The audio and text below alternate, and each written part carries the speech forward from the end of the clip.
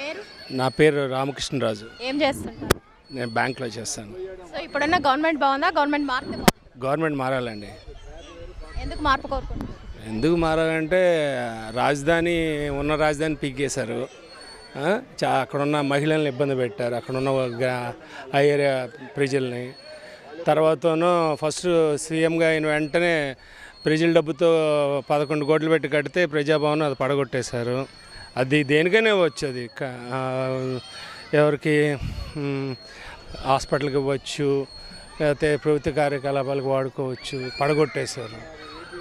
తర్వాత 60 సంవత్సరాల గవర్నమెంట్ ఎంప్లాయీస్ది 2 సంవత్సరాలు పెట్టి 62 సంవత్సరాలు చేశారు రిటైర్మెంట్. ఎంతమంది అన్ఎంప్లాయ్మెంట్ ఉంది?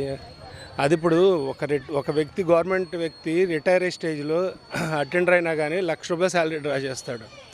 58 ఏళ్ళు దాటిన తర్వాత అతను ఎవరైనా కానీ అంత ఎనర్జీ ఉండదు, ఆఫీస్కి వెళ్ళి ఎనర్జెటిక్గా పనిచేయలేరు, నీరసంగా ఉంటారు.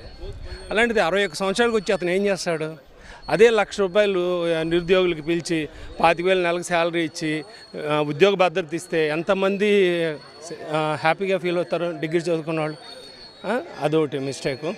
తర్వాత ఆయన ఇలాంటి మిస్టేక్స్ చాలా ఉన్నాయి. అది మొన్న జరిగిన గులకరాయ సంఘటన అంటే అది ఎవరో అన్నోన్ పర్సన్స్ చేసి ఉంటారు. అది తప్పు. అది పబ్లిక్కి, ఎవరైనా పబ్లిక్లోకి వచ్చి మాకు ఓట్లు వేయండి అని వాళ్ళు ఆ పార్టీ గురించి చెప్పుకోవచ్చు. వాళ్ళ రాళ్ళు వేయటం మాత్రం తప్పు. అది ఎవరు సమర్థించరు. ఫస్ట్ టైం ఓటేసే వాళ్ళకి ఫస్ట్ టైం ఓటేసే వాళ్ళంటే మంచి ప్రభుత్వాన్ని ఎన్నుకోవాలండి. ఇప్పుడున్న ప్రభుత్వం అయితే వద్దు.